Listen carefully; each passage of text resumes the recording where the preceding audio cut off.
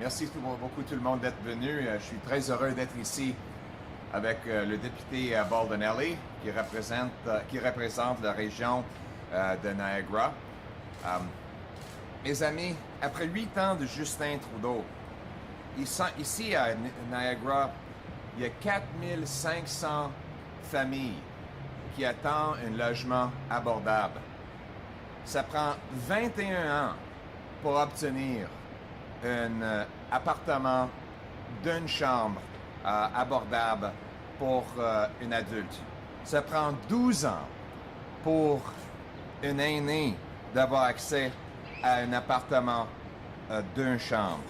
Ça prend 8 ans pour une famille d'obtenir un logement abordable avec 4 chambres.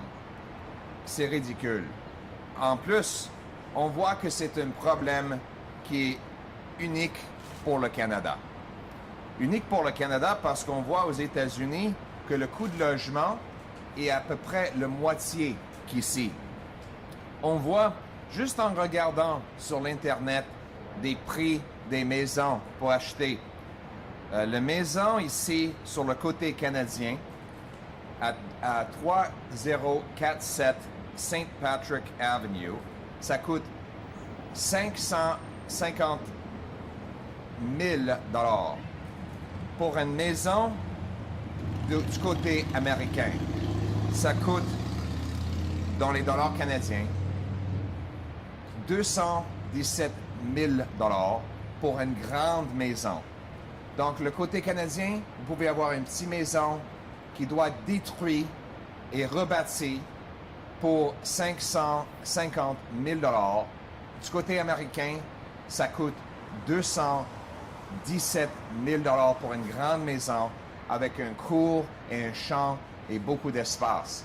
Pourquoi? Parce qu'après 8 ans de Justin Trudeau, le coût de logement a doublé, le coût du loyer a doublé, le coût d'un paiement hypothécaire a doublé, le premier versement nécessaire pour la maison normale a doublé. Ça, c'est le bilan de Justin Trudeau après 8 ans où il a promis que les logements allaient devenir plus abordables. En plus, la nourriture augmente d'une année à l'autre de presque 10%.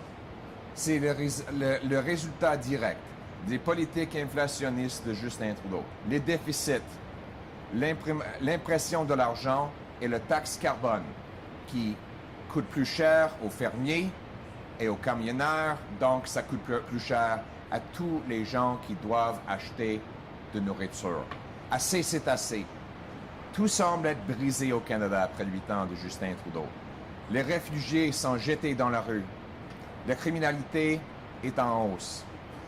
Il y a des fusillades qui tuent le monde. Et finalement, Justin Trudeau veut aucune imputabilité pour ces criminels-là. En fait, on a appris que Paul Bernardo a été transféré d'une prison de sécurité maximale à une prison de sécurité médium. Le premier ministre a adopté une loi C-83 qui a obligé les fonctionnaires de transférer Paul Bernardo. Et c'est pour ça que les familles dans la grande région de Niagara sont en train de souffrir encore lorsque ce monstre se permettre davantage de liberté. Un gouvernement Poilievre va changer les directions avec le gros bon sens. Premièrement, nous allons accélérer la construction de logements abordables. Nous allons inciter les municipalités de livrer des permis moins chers et plus vite. On va obliger toutes les municipalités de grandes villes d'augmenter la construction des maisons de 15% par année comme condition pour les fonds de l'infrastructure. On va obliger toutes les municipalités qui reçoivent de l'argent pour le transport en commun de permettre des grands appartements autour de toutes les stations de train et d'autobus. On va vendre 6 000 édifices et des milliers d'acres du gouvernement fédéral pour permettre la construction des maisons.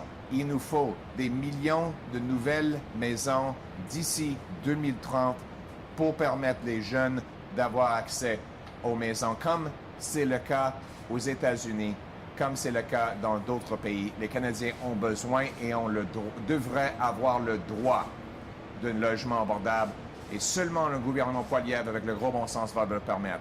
On va éliminer la taxe carbone pour réduire le coût de l'essence et le coût des épiceries. Et on va faire en sorte que les criminels récidivistes soient en prison et non pas sur la rue. Finalement, on va changer la loi pour garantir que Paul Bernardo reste dans une prison de sécurité maximale pour tous ses jours. C'est ça le gros bon sens, c'est ce que nous allons faire. Merci beaucoup d'être venu. Thank you very much, everyone. It's great to be here with Tony Baldinelli, a great champion of the tourism sector, of small businesses, and of working class people in the greater Niagara region. Here we are, though, in Niagara. There are 4,500 households that are on a waiting list for affordable housing after 8 years of Trudeau. After 8 years of Trudeau, an adult looking for an affordable apartment with one bedroom has to wait 21 years. A senior waiting for an affordable apartment has to wait 12 years. And let's be honest, that senior might not actually live that long. A family looking for a 4-bedroom housing unit has to wait 8 years. What are they supposed to do with their 3 children in that time? Now, Justin Trudeau likes to blame everyone but himself, but housing was affordable when he took office 8 years ago. It was half of what it is now. Housing costs under Trudeau have doubled. And it is not a global phenomenon. It is unique to Canada. For example, here we are in Niagara. I'll give you just one example. It costs $550,000 Canadian for a tiny little shack located at 3047 St. Patrick's Avenue. You can go check it out yourself. $550,000. On the American side, 15 minutes away, you can get a big, beautiful, multi-level with a garage and a big lot for $217,000 Canadian. Why is it that you pay twice as much for a quarter of the home on the Canadian side of the border, only 15 minutes apart? The answer is that Justin Trudeau's policies have inflated the cost of everything. After 8 years, housing prices are almost double in Canada what they are in the United States. Rent has doubled. Mortgage payments have doubled. Needed down payments have all doubled. It's double trouble with Trudeau on housing. So we've got to reverse the policies that have caused this. And the Pierre Poilievre-led government will incentivize our cities to speed up and lower the cost of building permits. We'll make Canada the fastest and most affordable place to get a building permit. I'll require every municipality permit 15% more housing and home building per year as a condition of getting federal infrastructure money. I'll give building bonuses to those cities that build more. I'll require every federally funded transit station be permitted for sky-rise apartments so that our young people and seniors can live right next to the bus or train. And I'll sell off 6,000 federal buildings and thousands of acres of surplus federal land to build, build, build, build. We're going to bring homes people can afford. After 8 years of Trudeau, people can't afford their groceries. We see again, grocery prices up 10% year over year. This is the direct result of Trudeau's carbon tax on the farmers that make the food and the truckers that ship the food, which is a tax on all who buy the food. A Poilievre government will axe the tax to lower gas, heat, and grocery bills.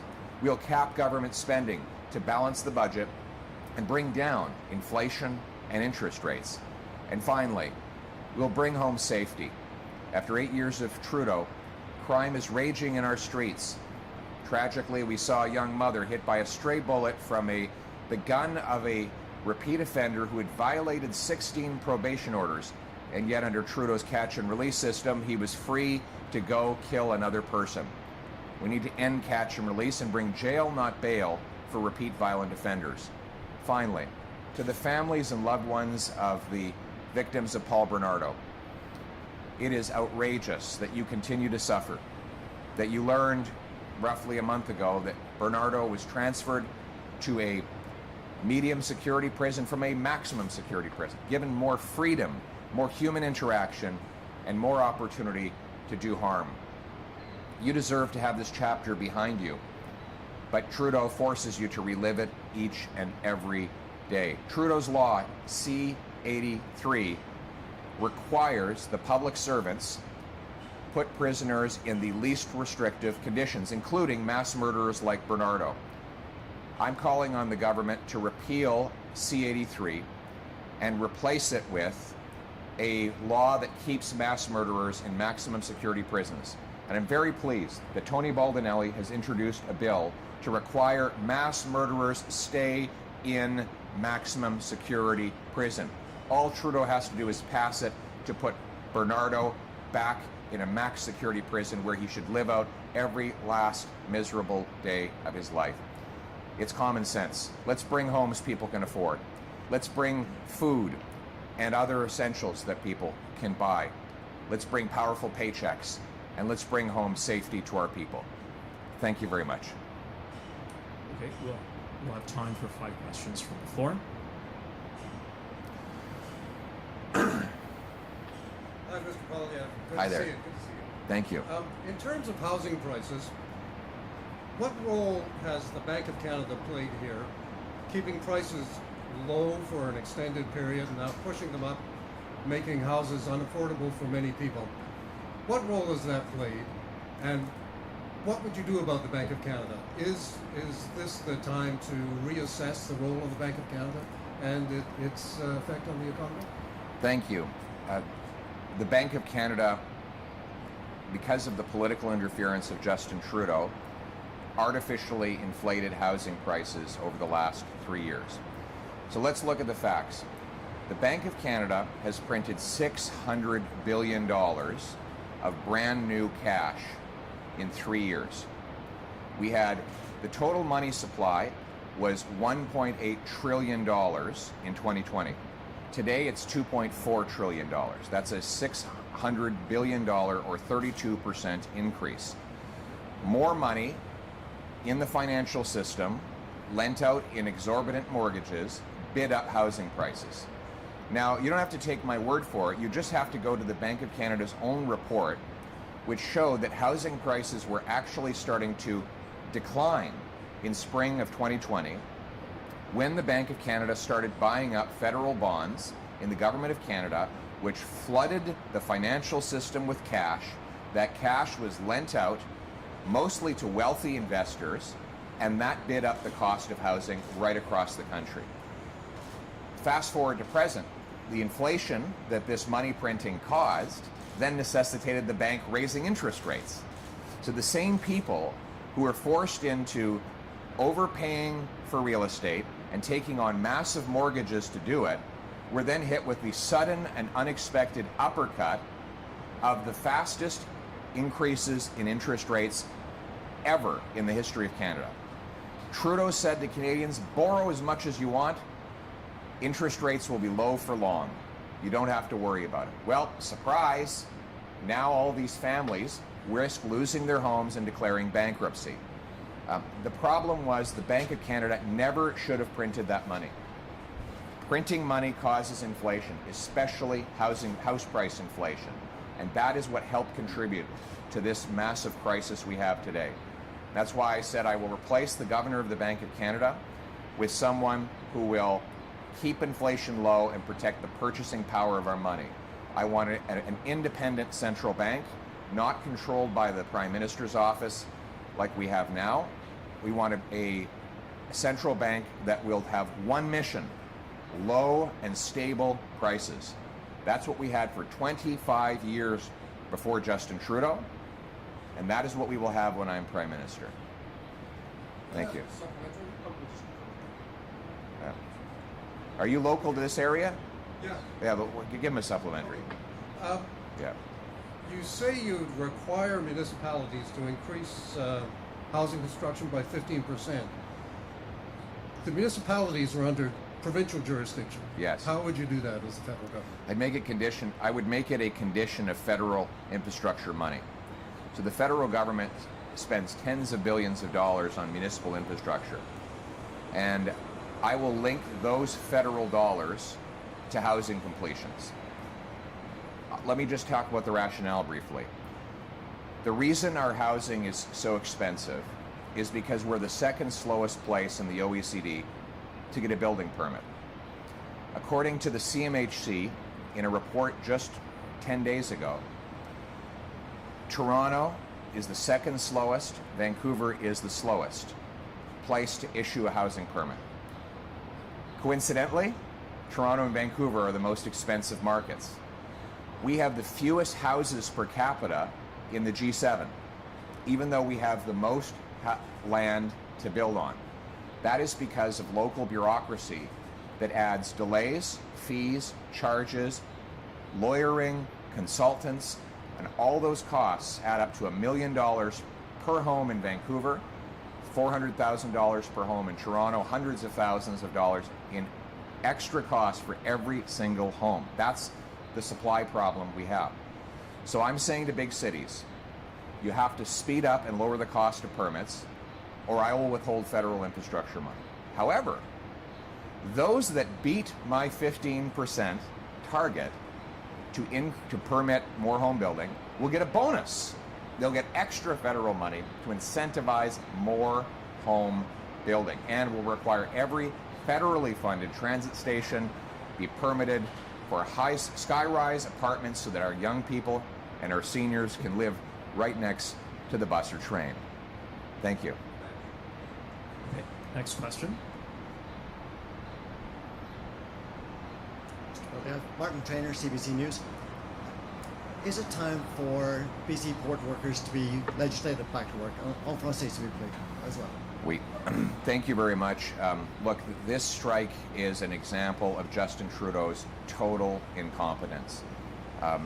First of all, he caused the strike by raising the cost of living. We see labor strife right across Canada now because workers are desperately fighting for the raises they need to pay the exorbitant grocery and housing bills that Trudeau has foisted on their backs. Second, his mediator and his minister have failed to get the two parties to the table and secure a deal. Third, his labor minister pumped his fist in the air and declared victory, saying the strike was over and that he should deserve a big pat on the back. Well, we learn now he was wrong. The strike was not over. Justin Trudeau must do his job and end this strike immediately because of the massive cost to workers, consumers, and businesses. And we're calling on him to deliver a plan to end this strike within the next 24 hours. Thank you. Supplementary, please. Sure, one stop here. Thank you. I admire your sartorial look. Normally we don't allow the supplementaries, but we're just in such a beautiful place, and it's softened my heart. This is apropos, monsieur. So it's about your sartorial look and how casual you are these days. Thank you. Drop the glasses, your hairstyle. You know, it's all joie de vivre. So is this a new look? What's behind this? Well, listen, it's summertime, and my wife says I look better without glasses, so I have to keep her happy, first and foremost. What's more important than glasses is that whether or not I wear glasses, I have the best vision for the country. A vision of lower costs, more affordable groceries and homes, safer streets. That's the vision Canadians want. Let's bring it home. En français. Sur la grève, premièrement, le gouvernement Trudeau a montré une incompétence totale en ce qui concerne la grève. La raison pour laquelle les travailleurs ont besoin de se battre pour des augmentations de paie, c'est l'inflation dans le coût de la vie, le coût de logement qui a doublé depuis 8 ans de Justin Trudeau. Je comprends pourquoi ces travailleurs-là se battent pour les améliorations. Ils en ont besoin. Deuxièmement, Justin Trudeau a échoué à encourager une entente entre les deux côtés. Et troisièmement, son ministre a dit que la grève a été terminée. Ce n'était pas le cas. Et on sait maintenant que la grève continue, malgré les promesses au contraire de son ministre de Travail. Donc, aujourd'hui, le Parti conservateur revendique que le Premier ministre annonce un plan pour mettre fin à ce grève dans les prochaines 24 heures. On ne peut pas payer le prix. Ça coûte cher aux travailleurs, aux consommateurs et aux entreprises. Il faut mettre fin à ça et mettre fin à l'incompétence totale de Justin Trudeau. Merci beaucoup. Merci. Thank you. Okay, next question, please. I'd like to dig in a little bit on this inflation Yeah. and the Bank of Canada. That's using monetary policy to try to bring the cost of living down for Canadians, but we're not seeing any improvements in groceries and things that people need to live. Is there what else would you do beside monetary policy in order to improve the cost of living for Canadians? I could think you can make a pretty good case that monetary policy isn't helping a whole lot here. Well, you know, the person who put it best was former Liberal Finance Minister John Manley. He said that while the Bank of Canada is pressing on the brake of inflation, Justin Trudeau is pressing on the inflationary gas pedal. Trudeau is pressing on the gas with his massive deficits. His minister admitted that government deficits fuel inflation. Then 2 weeks later, she introduced $60 billion of additional inflationary deficits. That's more money bidding up the goods we buy and the interest we pay. And on top of that, the carbon tax, which applies on the fuel of the farmers who make the food and the truckers who ship the food, raises the price of all the food. So here's my common sense plan. Let's axe the tax to bring down food and fuel prices, and let's cap spending to balance the budget to bring down inflation and interest rates on Canadians. Thanks very much. This concludes our time for questions. Thanks so much. All right, everyone, thanks very much for coming, and feel free to stay here for a while and enjoy the magnificent view. That's included in our program here today.